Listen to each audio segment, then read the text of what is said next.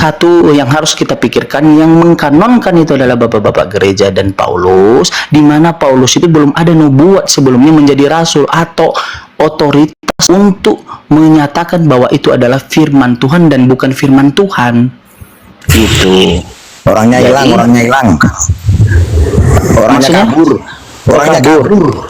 kabur. Terus dia mengatakan tadi, saya menarik tuh ketika dibilangnya Roh Kudus itu, beberapa Kristen mengatakan kayak gitu. Roh Kudus itu bukan diturunkan Allah Bapa kepada Yesus, makanya dikatakan dia adalah satu dengan Allah Bapa. Oke, saya mau nyatakan Allah Bapa dia memberikan Roh Kudusnya juga kepada Musa. Ya, dia memberikan Roh Kudusnya kepada Musa, memberikan Roh Kudusnya kepada Abraham, kepada Nuh, kepada Adam. Tahu nggak Roh Kudus itu apa? Roh Kudus itu adalah sesuatu hal yang mampu bisa kita komunikasikan. Contohnya Allah Bapa komunikasi kepada Abraham, cuma dia yang mampu. Jadi ketika disampaikan Bintang tadi bahwa Roh Kudus itu tadi adalah hanya diberikan kepada Yesus, dan itulah sebabnya kenapa dia dituhankan. Ya, saya bisa mentuhankan Musa, bahkan kitabnya Musa sendiri dan pengikut Musa ya tidak mentuhankan Musa.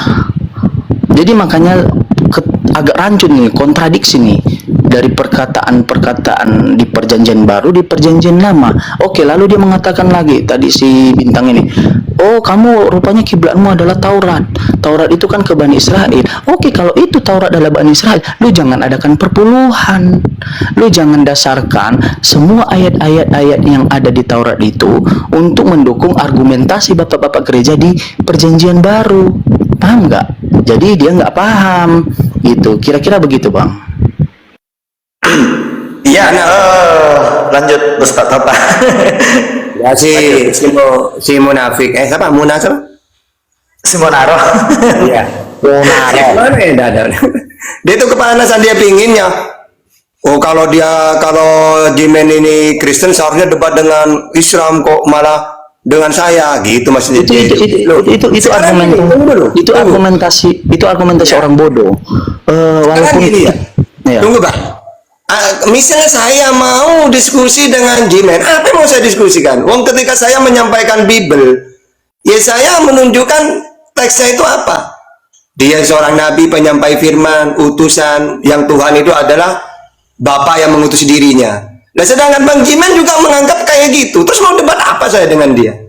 Nah, kalau dengan Kristen yang seperti Bintang ini kan dia mentuhankan Yesus, ya wajar. Walaupun saya debat dengan saya atau dengan Bang Jimen, memang beda pemahamannya tentang sosok Yesus dalam Bible itu gitu loh. Nah, dia takut dia tuh, walaupun sama Herdi gitu, takut dia. Karena apa?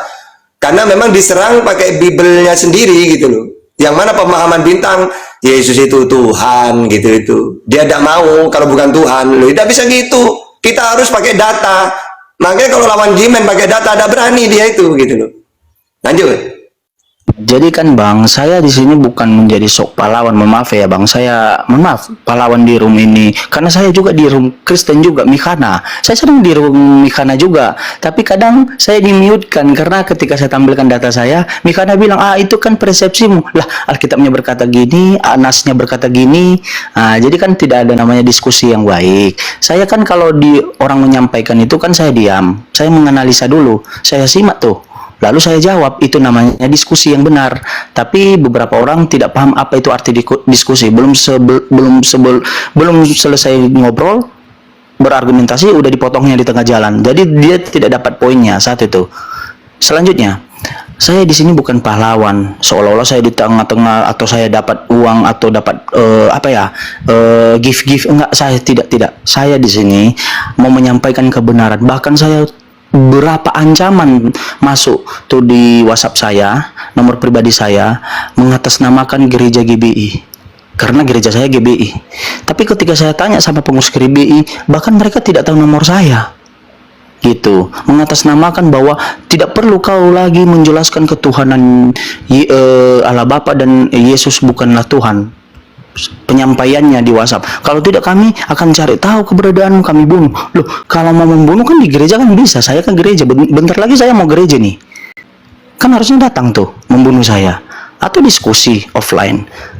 Nah, jadi kita bisa melihat bahwa orang-orang tersebut bukan ajaran agamanya, tapi orang-orang tersebut tidak memberikan wadah kebenaran. Saya minta ada wadah kebenaran, penyampaian kebenaran. Kurang menerima, ayo diskusi, berikan datamu, saya berikan data. Mainkan akalmu, nalarkan, nyimak akalmu. Karena kalau hanya sekedar iman mengimani tanpa akal, tai kotoran sapi pun kau imani, kau cium tuh kotoran sapi, gitu. Penghapus dosa gitu ya. Ya, karena ada loh ada satu agama sebagai imani. Bang Jimen, kenapa kafir seperti Anda ini itu harus dilindungi kalau minta perlindungan gitu loh Bang Jimen. Kalau saya sih ya, kalau memang udah urgent nanti saya akan melaporkan akun-akun tersebut yang mengancam udah pembunuhan, bahkan saya diancam keluarga saya gitu, adik-adik saya. Nah, jadi saya nggak peduli gitu untuk saat ini, tapi kalau mau mereka diskusi offline, ayo datang. Saya udah jelaskan, saya di gereja GBI. Kalau lebih detail, DM saya. Jumpa kita di Medan, diskusi, saya bawa Alkitab. Ada 2 Alkitab tuh yang saya bawa. Gitu ya, jadi saya tidak mau takut dengan hal tersebut. Sebab kenapa saya harus takut? Ya, kerajaan yang kekal itu kan kepada Allah Bapa, bukan kepada orang-orang gereja, bukan kepada jemaat gereja, bukan kepada Allah Bapa. Sampaikanlah kebenaran, saya sampaikan kebenaran. Urusan kematian itu, urusan mati hidupnya itu biarkan menentukan Allah Bapa. Singkat dia gitu. Saya tidak mau mentuhankan. Bang Jimen tadi menyampaikan, sampaikanlah kebenaran kan gitu Bang Jimen. Ya toh. Nah, coba bisa diikuti Ustadz Tahta dulu. Bisa coba. Enggak, silakan Ustadz Tahta. Ustadz, silakan ngobrol sama Ustadz Tata, Bang Jimen. Kita ngobrolnya gini, abang bertanya, beliau menjawab gitu. Silakan. Oke. Enggak, tadi saya belum puas tuh jawaban, karena kan ada beberapa saudara ingin saya naik. Ada peminat tadi naik ya. Iya. Intinya gini Bang Jimen, kalau nanya itu jangan takut kamu ke Islam itu. Bahkan menurut Bang Abang apapun, tanyakan. Tidak mungkin kami, wah ini kamu hina. Kamu orang bertanya kok. Mau sekritis apapun silahkan. Kalau disuruh bertanya itu jangan takut, jangan nanti kalian tersinggung. Nah, ngapain tersinggung? Justru kami ingin ditanya kok, gitu ya. Silakan. Jadi kan belum puas saya mendengarkan tadi, karena dipotong adalah saudara seiman saya tentang, kan ada Allah itu, Allah Bapa itu, Allah itu sama orang Bapa atau Tuhan orang Bapa itu kan esa, sama dengan konsep Yahudi di Perjanjian Lama. Oke, kalau esa kan ada beberapa tuh entah sifat atau kepribadian. Kalau nggak ada sifat, mungkin ada kepribadian gitu. Apakah bisa dijelaskan gitu? Ada berapa gitu? Oke. Sifat itu bukan pribadi, Bang Jimen. Sifat itu ibaratkan gini loh. Bang Jimen percaya nggak Tuhan itu kuasa? Percaya. Ya, itu sifat kan? Ya, dalam Islam itu sifat kuasa, itu sifatnya Allah. Iya, percaya nggak Tuhan itu penyayang? Berarti, percaya. Nah iya. Terus Tuhan itu mendengar. Percaya nggak? Percaya. Nah itu sifat itu gitu dalam Islam itu, bukan pribadi. Misalnya gini, Allah itu satu. Sifatnya Allah kan kalau dalam Islam itu ada 20. Apa saja? Allah itu wujud ada. Tidak mungkin kan Tuhan tidak ada gitu loh. Yang kedua, Kidam itu dahulu, tidak ada awalnya, berarti tidak ada yang menciptakan. Terus bako itu kekal, tidak mungkin Tuhan itu mati gitu loh. Terus keempat, mukhalafatul lil hawadisi, Tuhan itu tidak serupa dengan makhluk. Terus wahda qiyamuhu binafsihi, diam di zatnya sendiri, bukan makhluk dia. Wahdaniyat satu, kudrat kuasa, iradat berkehendak, ilmu tahu. Tidak mungkin Tuhan itu tidak tahu. Ya. Nah, terus sama basor, melihat, mendengar, melihat. Kalam berfirman. Nah, kalau tidak berfirman gimana dia menyampaikan wahyu? Sebab segala firman yang kau sampaikan kepadaku telah aku sampaikan kepada mereka. Nah, berarti kan berfirman. Nanti qadiran, muridan, aliman, hayyan, samian, basiran, mutakaliman. Itu sifat. Coba Coba setelah saya jelaskan kayak gini, apa mau mengatakan sifat-sifat itu pribadi? Kan enggak. Gitu loh. Oh, Silakan, jadi jawabin dulu. udah saya udah paham, dapat substansinya dengan poinnya. Jadi sebenarnya saya menjelaskan juga anak Bapa, Putra dan Roh Kudus ini tidak ditegaskan sedemikian rupa setegas-tegasnya di Perjanjian Lama atau ke Bani Israel, karena Allah Bapa langsung berkomunikasi kepada Musa dan kepada perantaranya adalah Musa kepada jemaatnya atau pengikutnya pada saat itu. Dia tidak menegaskan bahwa anak putra Roh Kudus. Justru yang saya menjadi menggelitik di sini, saya ini akan teliti nih, anak putra Roh Kudus itu statementnya kok bisa ada di Perjanjian Baru gitu. Nah ya, jadi kok mampu. Itu menjadi tugas saya gitu. Saya akan teliti mulai pulang dari gereja nanti. Saya akan coba cari-cari sumber-sumber datanya. Dan kebetulan juga ada beberapa Alkitab sama teman saya tadi sudah janji tahun 29. Alkitab versi tahun 29, tapi bukan berbahasa Indonesia, berbahasa Inggris gitu. Jadi saya akan mencari tahu di situ yang lebih tua juga 29. Karena dibilangnya banyak yang ayat-ayat berubah tahun 29 gitu. Banyak dengan sekarang ya, dengan Alkitab versi Martin Luther, LAI gitu, banyak yang berubah gitu. Jadi saya akan mencoba meneliti kenapa ada pribadi itu anak putra Roh Kudus, sementara anak itu hanya perumpamaan kiasan kepada antara hubungan vertikal antara manusia dengan Tuhan gitu. Ya, itu kan anak putra, itu kan hubungan vertikal. Itu kiasan doang, perumpamaan. Roh Kudus itu, saya menurut Alkitab, Roh Kudus itu bukan hanya satu-satunya. Yesus itu diberikan Roh Kudus, bukan orang satu-satunya. Musa dapat Roh Kudus, Abraham dapat Roh Kudus. Jadi, masa tiap-tiap utusan dia yang diberikannya Roh Kudus dituhankan kalau itu berangkat ke Kristenan bahwa dia diberikan Roh Kudus gitu. Jadi agak-agak bertengkar di pikiran kita sebagai yang orang yang berakal ini.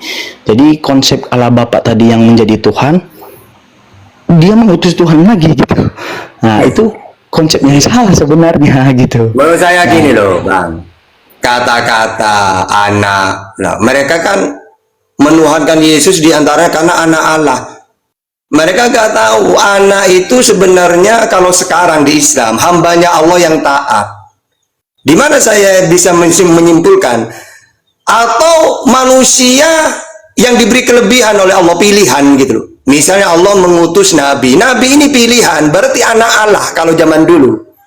Contohnya yang berupa kaum ya, kaum Israel itu disebut anak Allah. Kenapa? Karena mereka ini saat itu umat pilihan. Makanya Israel anaknya anak Allah. Keluaran 4:22. Salomo disebut anakku kata Tuhan. 2 Samuel 7:14. Orang yang membawa damai disebut anak Allah. Ya, berarti betul, anak Allah betul. itu bukan Tuhan gitu loh. Kalau mereka kan dituhankan, kan lucu kan? Padahal anak Allah itu banyak. Salomo anakku. Mohon izin Ustadku, aneh mau izin lanjut ngepam dulu ya. Bang Munaro, Bang Jimen dilurusin ya bagi yang bebal. Assalamualaikum warahmatullahi wabarakatuh. Salam. Waalaikumsalam warahmatullahi wabarakatuh. Bahkan orang yang dibimbing oleh Allah, roh Allah, disebut anak Allah juga. Roman 8:14. Nah kalau Kristen tritung ini karena disebut anak Allah dituhankan, kan lucu kan? Gitu loh. Ayo Tata, kita diskusi Tata, ayo. Oke, silakan. Jangan apa judulnya? Itu judulnya ada, baca sendiri. Sekali-sekali Islam dong judulnya dong. Muhammad Ya, dari enggak. kalau cuma Islam nggak usah diskusi. Setiap hari Tahta membuka tanya jawab. Ini channel Islam apa Kristen ini Tata? Muslim. Iya, bahas kok Yesus. Loh, karena saya ingin meluruskan. Ya udah Yesus. Ya udah Yesus Kalau versi Kristen, Yesus. kalau Kristen menuhankan Yesus, imani saja silakan. Tahta tidak ikut campur. Tapi Yo. kalau ada Kristen menuhankan Yesus pakai Bible, berhadapan dengan tahta. Ayo Yesus versus Muhammad gimana? Ayo. Ya silakan, oke. Ya, Ya, oke. saya dulu. Silakan. Anda bertanya atau Oke. saya bertanya? Ya langsung Saya dijelaskan bertanya dulu duluan ya. satu-satu. Saya bertanya duluan ya. Ya silakan, apa? Oke. Coba jelaskan Apa asal mula histori Muhammad jadi nabi? Jelaskan di Alquran. Oke. Ini selesai. Oke, apa alasan Nabi Muhammad menjadi nabi? Karena pertama dia tandanya nabi itu penyampai firman. Wa ma yantiqu anil hawa in huwa illa wahyu yuha. Dalil. Iya. Dalil. An-Najm ayat 3. Nah, Wa ma sebentar. yantiqu anil tunggu Aku buka dulu. Ya. Sekarang gini ya, yang namanya utusan itu manusia yang diperintah untuk menyampaikan firman Tuhan. Makanya di surat An-Najm, wa ma yantiqu anil hawa in huwa illa wahyu yuha. Apa yang kusampaikan Kamu adalah ngerti nggak historis? Enggak usah Kalau di dimut, dalam bro. Bible, Ngerti nggak histori? Lo, Historis. yang sekarang gini aja lah, silakan. Yesus menjadi Tuhan itu mana ayatnya? Silakan gitu aja. Historis. Kamu ngerti nggak? Jangan dimut, bro. Katanya takut Ya diskusi. enggak, kamu udah bisa Coba diskusi. jelaskan. Gini loh caranya, latar. Tata. Kamu pengertian nih nggak? Histori sama Udah latar gini belakang aja. sama nggak? Siapa Nabi Muhammad? Siapa itu Yesus? Silakan. Mas, coba jelaskan histori atau Temanya latar siapa belakang. Nabi Muhammad? Siapa itu Yesus? Silakan. Saya dulu ya. Nabi Muhammad adalah utusannya Allah untuk seluruh alam. Mana dalilnya? Wa ma arsalnaka illa rahmatan lil alamin. Al-Furqan ayat 1. Tabarakalladzi nazzala al-Furqan ala abdihi liyakuna lil alamin nadhir. Enggak bisa dialog ini orang. Kamu yang nggak bisa lihat. Takut dia.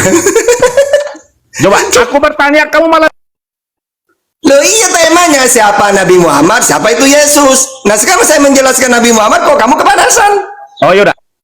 Oke, saya jelaskan dua-duanya ya dulu ya, kamu dengerin ya. Oke, siapa itu Nabi Muhammad? Nabi Muhammad adalah utusannya Allah untuk seluruh alam. Mana dalilnya? Wa ma arsalnaka illa rahmatan lil alamin. Nabi Muhammad diutus untuk seluruh alam. Juga di dalam surat Furqan ayat 1. Tabarakalladzi nazzala al-Furqana ala abdihi liyakuna lil alamin nadhira. Yang kedua, dia seorang nabi. Mana dalilnya? Maka ana Muhammadun aba ahadim mirjalikum walakin Rasulullah wa khataman nabiyyin. Dia juga penyampai firman. Mana dalilnya? Wa ma yantiqu anil hawa in huwa illa wahyu yuha. Allamahu syadidul quwa. Jadi Nabi Muhammad seorang nabi, utusan, penyampai firman, dan dia mentuhankan Allah. Allahu la ilaha illahu. Tiada Tuhan selain dia. Nah, Yesus siapa menurut Yesus? Silakan. Udah saya bisa bicara, jangan dipotong dulu ya. Silakan. Nah, yang ini yang mut-mut ini kamu takut amat sih kamu Ya, yang mut-mut. kan ngomong siapa Yesus? Banci gitu loh. Udah diam dulu. Ya silakan. Mas, saya tadi bertanya, jelaskan histori latar belakang. Temanya siapa Nabi Muhammad, siapa Yesus? Silakan. Sekarang giliran kamu menjelaskan Yesus. Aduh, kamu ini gimana sih? Giliran kamu menjelaskan siapa Saya yang Yesus. bertanya, habis Giliran kamu menjelaskan siapa Yesus. Giliran kamu menjelaskan siapa Yesus. Giliran kamu menjelaskan siapa Yesus. Giliran kamu menjelaskan siapa Yesus. Itu kalau diskusi. Roten. Jangan dipotong-potong gitu. Jangan dipotong-potong. Aku jelasin. Udah, diam semua, udah. Baik. Oh iya, Asal aku moderator, Ros. Bang Asik kok banci amat mut melulu, dijelasin malah Giliran kamu menjelaskan siapa Yesus. kok dimut melulu. Giliran Gimana mau kamu jelasin? menjelaskan siapa Yesus. Oh, gimana mau Giliran jelasin? kamu menjelaskan siapa Gimana mau jelasin? Yesus. Giliran kamu menjelaskan siapa itu Setelah Yesus. dijelasin dimut. Giliran kamu menjelaskan siapa itu Yesus. Setelah dijelasin Giliran dimut, kamu gimana mau menjelaskan jelasin? siapa itu Yesus. Giliran kamu yang menjelaskan siapa itu Saya Yesus. jelasin. Udah. Kamu kalian semua panggil Juma kamari deh, saya diskusi. Giliran kamu menjelaskan siapa itu Udah. Yesus. Oke, diam ya, saya jelasin ya. Boleh diam? Bisa diam, saya jelasin. Oke? Giliran kamu menjelaskan siapa itu Yesus. Jelasin ya. Yesus adalah firman Allah sesuai dengan Yohanes 1 ayat 1. Pada mulanya adalah firman, firman itu bersama-sama dengan Allah, dalam firman itu adalah Allah. Ya, firman itu telah menjadi manusia. Yesus berkata, akulah Alfa dan Omega, akulah firman Tuhan Allah yang ada dan yang sudah ada dan yang akan datang. Allah yang Maha Kuasa. Jadi firman itu telah menjadi manusia. Dia ada di dalam diri Allah Bapa dari kekal sampai kekal, bersama dengan rohnya itu disebut Allah Tritunggal. Dia keesaan, kejalmakan. Itulah Yesus Kristus Tuhan. Kok kamu ketawa? Oke, sekarang aku bertanya sama kamu. Ya, coba jelaskan histori latar belakang. Dia itu nabi, coba jelaskan. Host, mana nih moderatornya nih, host? Nggak bisa ngapa-ngapain ya. Segala ini nggak bener juga.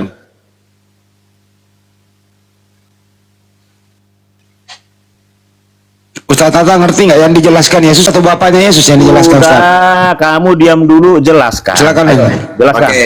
Jadi untuk mengetahui siapa Nabi Muhammad kita pakai dalil ya. Latar Intinya- belakangnya, Mas. Aku tanya latar belakang historinya. Coba jelaskan. Udah, kita langsung pakai dalil.